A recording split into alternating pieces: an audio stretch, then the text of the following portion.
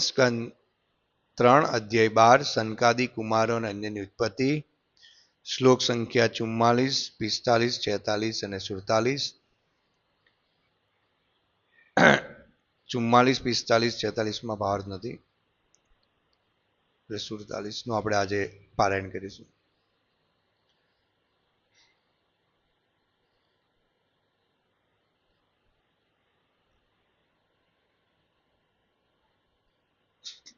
આન્વીક્ષી ત્રયો વાર્તા દંડ નીતિસ્તથૈવ ચ એવં વ્યાહત શ્વાસન પ્રણવો હાસ્યદ્રહ્યત. આન્વિષિકી તર્ક ત્રણેય ધર્મ અર્થ તથા મોક્ષ, વાર્તા ઇન્દ્રિય તૃપ્તિ, દંડ કાયદો અને વ્યવસ્થા, નીતિ સદાચારના નિયમો તથા તેમજ એવ ચ અનુક્રમે એવમ એ રીતે વ્યાહ્યતમ ભૂ ભુવ અને સ્વ આ ત્રણ સુપ્રસિદ્ધ મંત્રો ચ પણ આસન અસ્તિત્વમાં આવ્યા. પ્રણવ ઓમકાર હિ ખરેખર અશ્ય તેમના બ્રહ્માના દુહત હૃદયમાંથી. અનુવાદ: વળી બ્રહ્માના મુખોમાંથી તર્કશાસ્ત્ર, જીવનના વૈદિક ધ્યેય, ધર્મ અર્થ અને મોક્ષ, કાયદો અને વ્યવસ્થા, સદાચારના નિયમો અને ભુવ તથા સ્વ એ સુપ્રસિદ્ધ મંત્રો પ્રગટ થયા અને બ્રહ્માના હૃદયમાંથી ઓમકાર ઉત્પન્ન થયો. શ્લોક સંખ્યા 45. તસ્યોણિગાસી લોમ્ભ્યો ગાયત્રી ચ ત્વચો વિભો ત્રિષ્ટુમ મા શાંતુ નો અસ્તુ ત્રિષ્ટુમ મા સંસ્તુ ન અષ્ટુમ જગતિ અસ્તન પ્રજાપતે.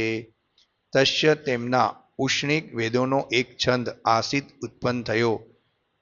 લોમભ્ય શરીરના વાળમાંથી, ગાયત્રી એ નામનો છંદ ચ પણ, ત્વચ ત્વચામાંથી, વિભો પ્રભુના, ત્રિષ્ટુપ કાવ્યનો એક છંદ, માંસાત માંસમાંથી, સ્નુતઃ સ્નાયુમાંથી, અનુષ્ટુપ કાવ્યનો એક છંદ, જગતિ એક છંદ, અસ્તન હાડકામાંથી, પ્રજાપતે જીવાત્માના પિતા. અનુવાદ: ત્યાર પછી શક્તિ સંપન્ન પ્રજાપતિ બ્રહ્માના શરીરના વાળમાંથી ઉષ્ણિક નામે કાવ્યાભિવ્યક્તિનો છંદ ઉત્પન્ન થયો.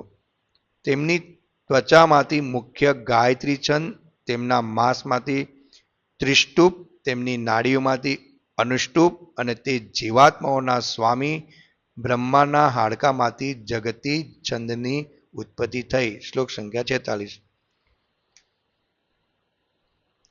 મજ્જયા પંક્તિરુપન્ના બૃહતિ પ્રાણતો ભવત. મજ્જયા મજ્જામાંથી, પંકિત એક છંદ, ઉત્પન્ના પ્રગટ થયો, બૃહતિ છંદનો પ્રકાર, પ્રાણતઃ પ્રાણમાંથી, અભવત ઉત્પન્ન થયો. અનુવાદ: તેમની મજ્જામાંથી કાવ્ય કલાનો પંકિત છંદ અને જીવાત્માઓના સ્વામી બ્રહ્માના પ્રાણમાંથી બૃહતિ છંદ ઉત્પન્ન થયો. આજનો શ્લોક 47 જેનું આપણે પારાયણ કરીશું. શ્લોક સંખ્યા 47. અર્થ અનુવાદ ભાવાર્થ શ્રી શ્રીમદ ઋષિ ભક્તિ વેદાંત સ્વામી પ્રભુપાદ દ્વારા. સ્પર્શતશ્ચાભવ જીવ સ્વરો દેહ ઉદાહત ઉષ્માણીમિન્દ્રિયાણાહુ અનંતસ્થા બલમાત્મન સ્વરા સપ્ત વિહારેણ ભવન્તિ સ્મ પ્રજાપતેઃ. અર્થ: સ્પર્શ કથી મ સુધી સ્પર્શ વર્ણો, તસ્ય તેમના, અભવત થયા, જીવ સ્વરો દેહ શરીર, ઉદાહત વ્યક્ત થયા છે, ઉષ્માણમ શ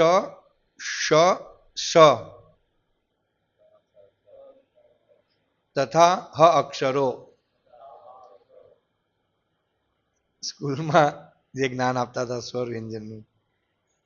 ઇન્દ્રિયાણી ઇન્દ્રિયો, આહુહ કહેવાય છે, અંતસ્થા અંતસ્થ અક્ષરો, ય ર લ અને વ.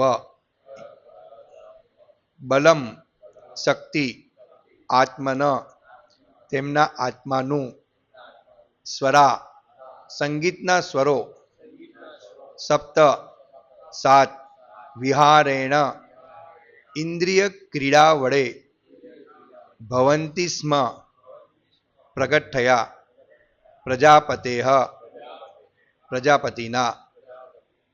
अनुवाद भावार्थ श्री श्रीमदे श्री भक्ति वेदांत स्वामी प्रभुपाद के द्वारा ब्रह्मानो आत्मा स्पर्श अक्षरो तरीके, તેમનો દેહ સ્વરો તરીકે, તેમની ઇન્દ્રિયો ઉષ્માક્ષરો રૂપે, તેમનું બળ અંતસ્થ અક્ષરો રૂપે અને તેમની ઇન્દ્રિય ક્રીડા સંગીતના 7 સ્વરો રૂપે પ્રગટ થયા. ભાવાર્થ. સંસ્કૃતમાં 13 સ્વરો અને 35 વ્યંજનો છે. અ આ ઈ ઉ રૂ ઋ લું એ ઔ ઓ ઔ સ્વરો છે અને ક ખ ગ ઘ વગેરે વ્યંજનો છે. વ્યંજનોમાં પહેલા 25 સ્પર્શ કહેવાય છે. 4 અંતસ્થ અક્ષરો છે.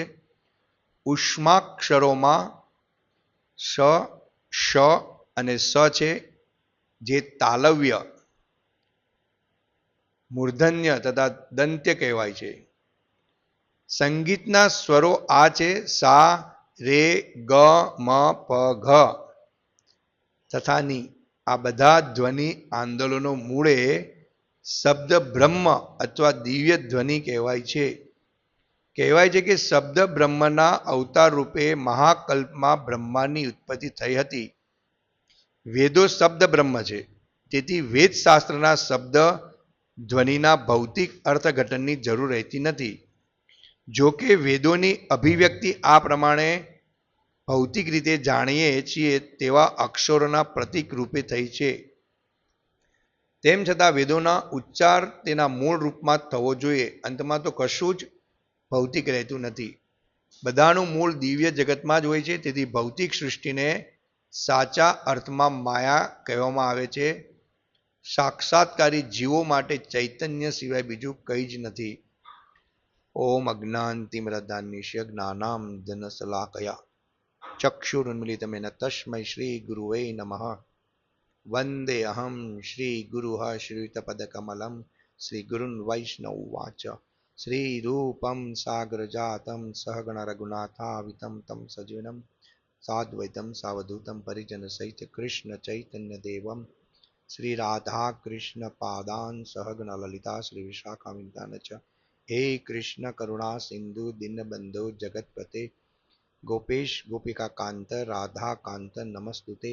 તપ્ત કાંચન ગૌરાંગી રાધે વૃંદાવનેશ્વરી વૃષભાનુસુતે દેવી પ્રણમામિ હરિપ્રિય. વાંછા કલ્પતરુભ્યશ્ચ કૃપા સિંધુભ્યો ચ પતિતાનાં પાવનેભ્યો વૈષ્ણવેભ્યો નમો નમઃ. શ્રી કૃષ્ણ ચૈતન્ય પ્રભુ નિત્યાનંદ શ્રી અદ્વૈત ગદાધર શ્રીવાસાદિ ગૌર ભક્તવૃંદ. હરે કૃષ્ણ કૃષ્ણ કૃષ્ણ હરે હરે, હરે રામ રામ રામ હરે હરે. હરે કૃષ્ણ. તો શ્રીમદ ભાગવતમમાં દરેક ભક્તનું સ્વાગત છે. ગયા શ્લોકમાં આપણે જોયું વાનપ્રસ્થના વિભાગો, સંન્યાસ આશ્રમના 4 વિભાગો, વૈખાનસો, વાલખિલ્યો, ઐદુંબરો અને ફેનપો. આ 4 વાનપ્રસ્થના જીવન છે. અને કુટીચક્ર, બહવાદ, હંસ અને નિષ્ક્રિય આશ્રમો છે. સંન્યાસ આશ્રમ, આ બધાની ઉત્પત્તિ બ્રહ્મમાંથી થઈ. કઈ રીતે પાલન કરવાનું હતું, વનમાં શું ખાવું શું નહીં ખાવું, કેના પર આધાર રાખો, ઇત્યાદિ ઇત્યાદિ. પણ કલિયુગમાં આ સંભવ નથી જીવો માટે. જીવો જ્યારે ભગવાનનું નામ લેવામાં સમય નથી કાઢી શકતા, તો આશ્રમોમાં, આ સંન્યાસ આશ્રમમાં, વાનપ્રસ્થમાં સમય કેવી રીતના કાઢી શકવાના? એટલે ચૈતન્ય મહાપ્રભુએ બહુ વિશેષ કૃપા કરી જીવો પર. હરે નામ હરે નામ કેવલમ કલો નાસ્તે કલો નાસ્તે ગતિરેન્દ્ર. કે જીવ કલયુગમાં ફક્ત ભગવાનનું નામ લેવાથી આ ભવસાગર તરી જાય.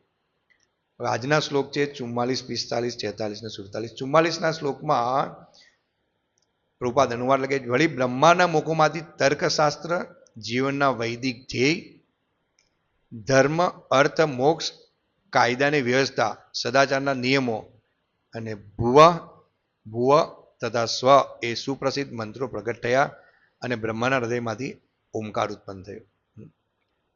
ધર્મ, અર્થ, કામ, મોક્ષ એની વ્યવસ્થા, સદાચારના નિયમો જે ખાસ કરીને મનુષ્યો માટે છે.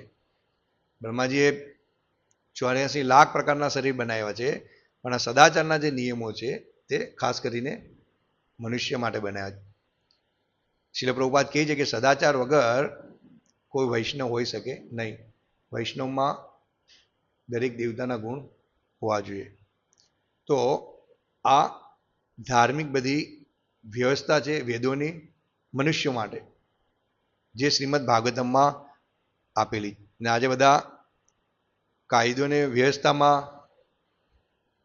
ભંગ કરે છે અને સદાચારનો નિયમ તો બહુ ઓછા પાલન કરે છે. ઊભા ઊભા ખાવું, ચપ્પલ પહેરીને કિચનમાં આટા મારવા, ભગવાનને ભોગ લગાવો નહીં લગાવો ઇત્યાદિ. તો શાસ્ત્ર વિરુદ્ધ આ બધું કાર્ય થઈ રહ્યું. પછી ભુવ તથા સ્વ એ સુપ્રસિદ્ધ મંત્રો પ્રગટ થયા અને બ્રહ્માના હૃદયમાંથી ઓમકારનો શું થયું? ઉત્પન્ન થયો. બ્રહ્માના હૃદયમાંથી ઓમકાર ઉત્પન્ન થયો. આગળના શ્લોકમાં કહે છે, અનુવાદ છે એનું 45ના શ્લોકનું, ત્યાર પછી શક્તિ સંપન્ન પ્રજાપતિ બ્રહ્માના શરીરમાં ના વાળમાંથી ઉષ્ણિક નામે કાવ્યાભિવ્યક્તિનો છંદ ઉત્પન્ન થયો. છંદ ઉત્પન્ન થાય જે રીતના ગાયત્રી છંદ, વેદોમાં અમુક છંદો આપેલા છે, એ બધા છંદ બ્રહ્માજીના શરીરના જે વાળ છે એમાંથી બધા ઉત્પન્ન થાય. તેમની ત્વચામાંથી મુખ્ય ગાયત્રી છંદ, જે ભૌતિક જગતની ગાયત્રી એમ કહેવામાં આવે છે. આજે બધા ગાયત્રી મંત્ર બોલે, ઓમ ભૂર ભુવસ્વ તસ્વીતુર્વરેણ્યમ ભર્ગો દેવસ્ય ધીમહિ ધિયો યો નઃ પ્રચોદયાત. જે આ બધા છંદો બધા આપ્યા છે, ગાયત્રી મંત્રો આપ્યા છે. તેમના માંસમાંથી ત્રિષ્ટુપ, તેમની નાડીઓમાંથી અનુષ્ટુપ અને તે જીવાત્માઓના સ્વામી બ્રહ્માના હાડકામાંથી જગતી છંદની ઉત્પત્તિ થઈ. એટલે બધી આ છંદની ઉત્પત્તિ કરે છે બ્રહ્માજી. 46ના શ્લોકમાં બ્રહ્માજી ઉત્પન્ન કરે છે, તેમની મજ્જામાંથી કાવ્ય કલાનો પંકિત છંદ અને જીવાત્માના સ્વામી બ્રહ્માના પ્રાણમાંથી બૃહતી છંદ ઉત્પન્ન થયો. આ બધા છંદ ઉત્પન્ન કરે. કર્મકાંડીઓ જે કર્મ કાંડ કરે છે જાનો વધારે ઉપયોગ કરે છે. આજનો શ્લોક છે 47, સ્પર્શતશ્ચા ભવજીવ સ્વરો દેહ ઉદાહત ઉષ્માણીમિન્દ્રિયાણાહુ અરંતસ્થા બલમાત્મનઃ સ્વરા સપ્ત વિહારેણ ભવંતી સ્મ પ્રજાપતે. સ્પર્શ આખું વ્યાકરણ આપ્યું છે આમાં, આ શ્લોકમાં, જે આપણને સ્કૂલમાં શીખવાડતા હતા પહેલા. અને આ બધું વૈદિક જ્ઞાનથી આવી રહ્યું છે. એવું નથી કે કોઈએ ઓટોમેટિક ઉત્પન્ન કરી નાખ્યું. અને વૈદિક જ્ઞાનના આધારે ગુરુકુળમાં પહેલા એ પ્રમાણે શિક્ષણ આપવામાં આવતું હતું.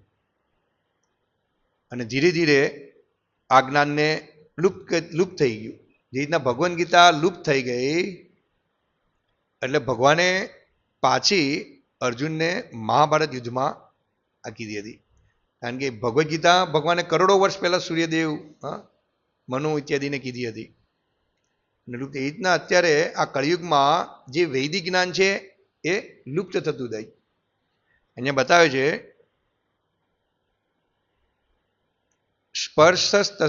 સ્પર્શસ્તસ્યા ભવ જીવ.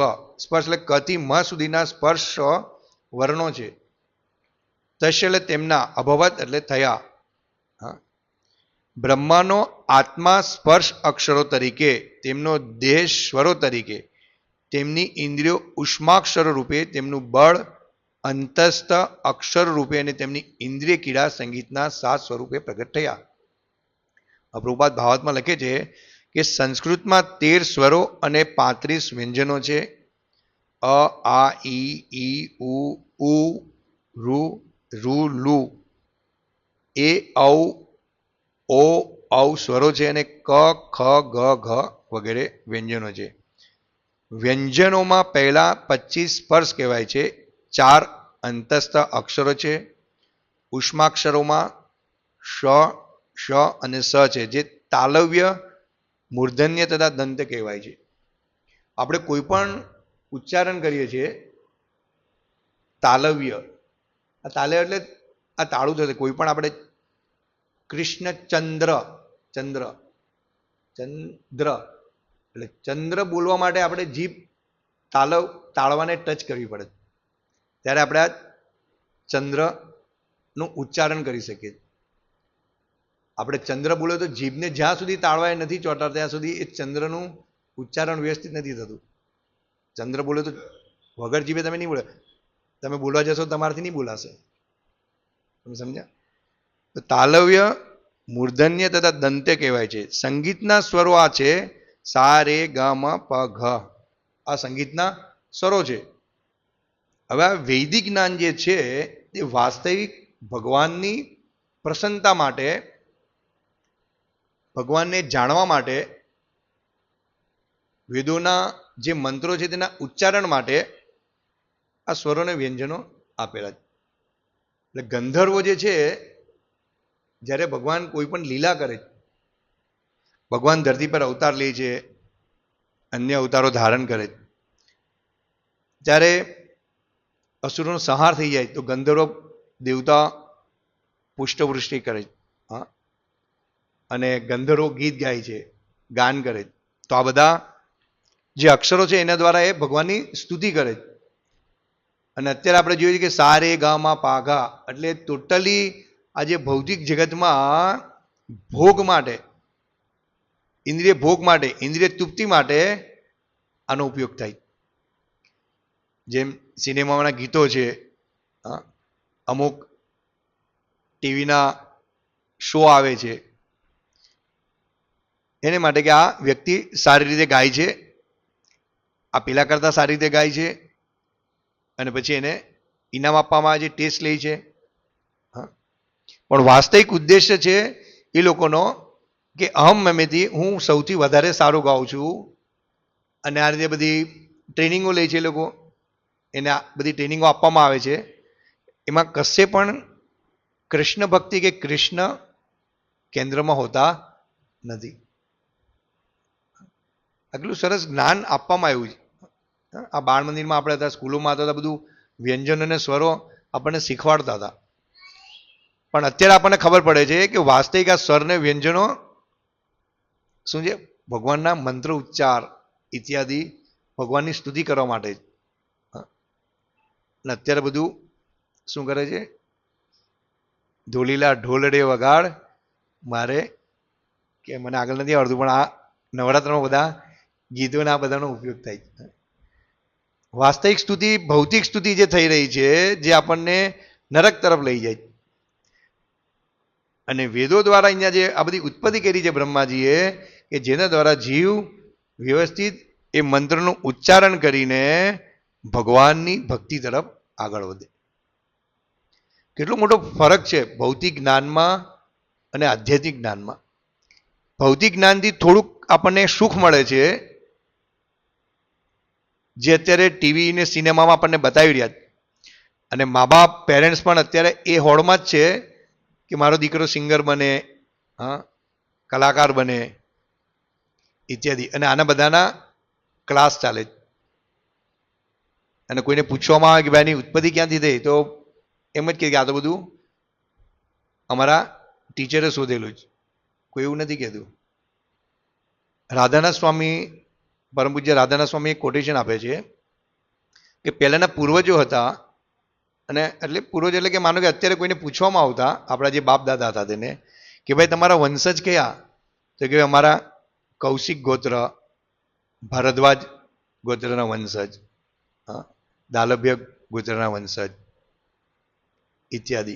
અને આજના સાયન્સને પૂછવામાં આવે તો કે આપણા પૂર્વજો વાનરો હતા. તો પહેલાના આ રીતે જવાબ આપતા હતા કે પૂર્વજો છે તે ઋષિઓ દ્વારા પરંપરા દ્વારા આ અમારું ગોત્ર છે, જ્યાં શાસ્ત્ર ને આધુનિક સાયન્સ કહે છે કે વાનરો હતા. આજે સદાચાર, આજની સભ્યતા જે વૈદિક સભ્યતા હતી અને અત્યારની સભ્યતા છે એમાં જમીન આસમાનનો ફરક. જે બાપ દાદા હતા એટલા બધા ભણેલા નહીં હતા, એટલું બધું જ્ઞાન નહીં હતું એની પાસે, પણ છતાં પણ એની પાસે આધ્યાત્મિક જ્ઞાન હતું. એની પાસે એવું જ્ઞાન હતું, એવું એને શ્રવણ કરેલું હતું કે આ રીતે એ લોકો એનો ઉત્તર આપતા હતા શાસ્ત્રો. તો એ માટે આ ભૌતિક જગતનું જે જ્ઞાન છે તે બ્રહ્માજી દ્વારા ઉત્પન્ન થયેલું છે વૈદિક જ્ઞાન, પણ એનો ઉપયોગ કઈ રીતે કરવામાં આવે છે? ઇન્દ્રિય તૃપ્તિ માટે. તો આ રીતે આપણે આ શ્લોકને સમજી શકીએ. પછી પ્રભુપાદ લખે છે આગળ, આ બધા ધ્વનિ આંદોલનો મૂળે શબ્દ બ્રહ્મ અથવા દિવ્ય ધ્વનિ કહેવાય છે કે શબ્દ બ્રહ્મના અવતાર રૂપે મહાકલ્પમાં બ્રહ્માની ઉત્પત્તિ થઈ હતી. વેદો શબ્દ બ્રહ્મ છે. શબ્દ બ્રહ્મ એટલે આપણે જ્યારે ગીતા કોર્સ કરીએ છીએ ત્યારે એમાં આપણે જોઈએ કે ભાઈ શબ્દ પ્રમાણ, અનેક કાલ્પનિક લોકો પ્રમાણ આપે છે કે સૂર્ય થાળી જેવો છે, ગોળ છે, નાનો છે, કલ્પના કરે. અને શબ્દ જે પ્રમાણ છે અહીંયા લખ્યું છે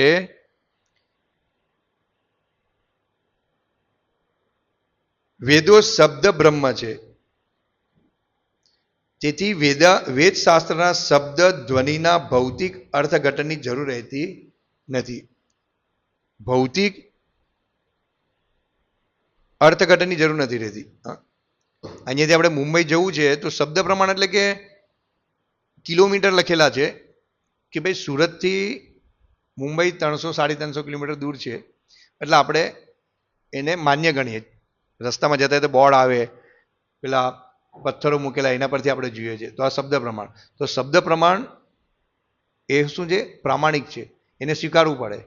પણ કાલ્પનિક રીતે આપણે કહીએ કે મુંબઈ 250 કિલોમીટર દૂર હશે, આજે 300 કિલોમીટર દૂર હશે, તે કાલ્પનિક હતું. એ પ્રમાણ વ્યવસ્થિત નથી. એટલા બધા આને કહેવાય છે શબ્દ પ્રમાણ. એટલે શબ્દ પ્રમાણને આપણે સ્વીકારવું જોઈએ. ને આજે લોકો કલ્પનાથી જ બધું આપણે જોઈએ છે કે વેદો છે, શાસ્ત્રો છે, એ બધું કાલ્પનિક રીતે બધું પ્રસ્તુત કરે. જેમ આપણે બુક વિતરણમાં જઈએ છીએ તો ઘણી વાર કે આ એક પુસ્તક પડી રહેશે, ભગવદ્ ગીતા પડી રહેશે તો પાપ લાગશે. ભાગવતમ ઘરમાં હશે તો એનો અનાદર થશે. તો અનાદર તમે શું કામ કરો છો? છે તો વાંચો નહીં.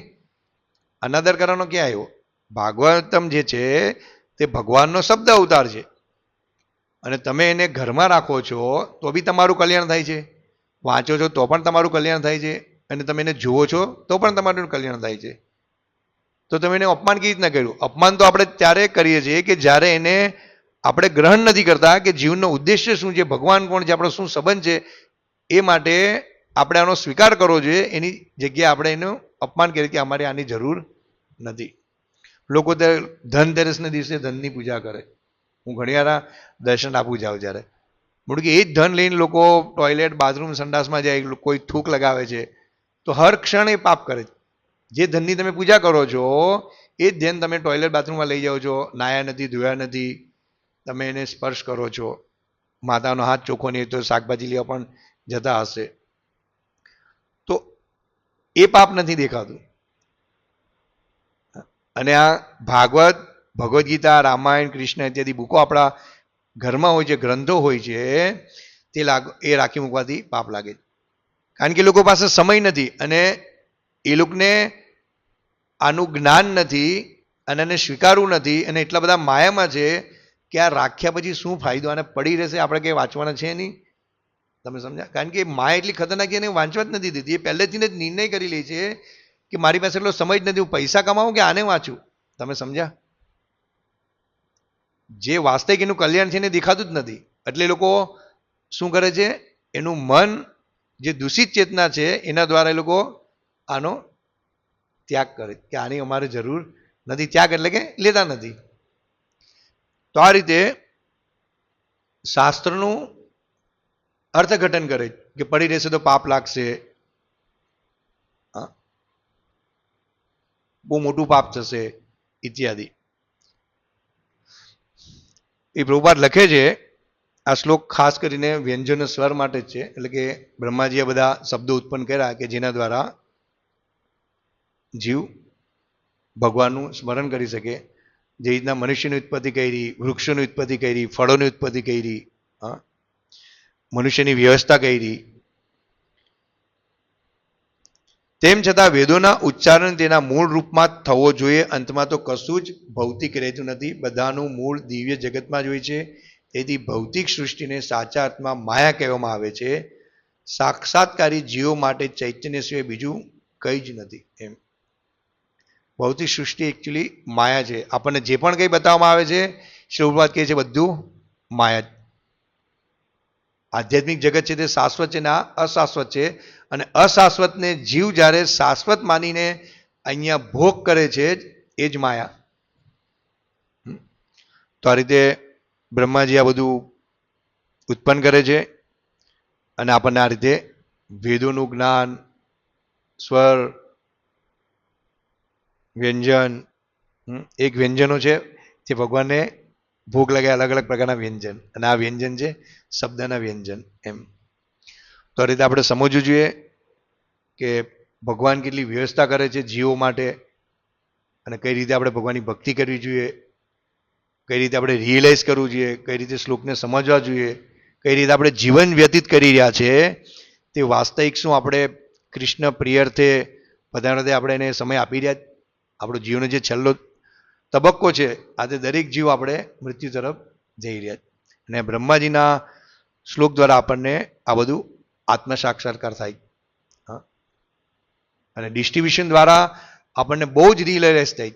કારણ કે દરેક ઘરમાં આપણે જઈએ છીએ તો આપણને ખબર પડે જ ને કે આ કેટલા માયામાં છે અને આપણે કેટલા માયામાં જ, અને આપણે કેટલા માયામાં હતા અને હવે પ્રભુપાદની કૃપાથી કેટલા બહાર નીકળે. આપણે કોઈના ઘરમાં પણ જવું હોય તો આપણને એન્ટ્રી નથી મળતી, પણ આ પ્રભુપાદની કૃપાથી, પ્રભુપાદની બુક્સથી આપણે કરોડપતિના બંગલામાં પણ એન્ટ્રી મારે. આ કૃષ્ણની વિશેષ કૃપા છે આપણા પર, અને જીવને આપણે ભગવાનની શરણમાં લાવીએ છીએ. હરે કૃષ્ણ. શ્રીમદ ભાગવતમ કી જય. શ્રી પ્રભુપાદ કી જય.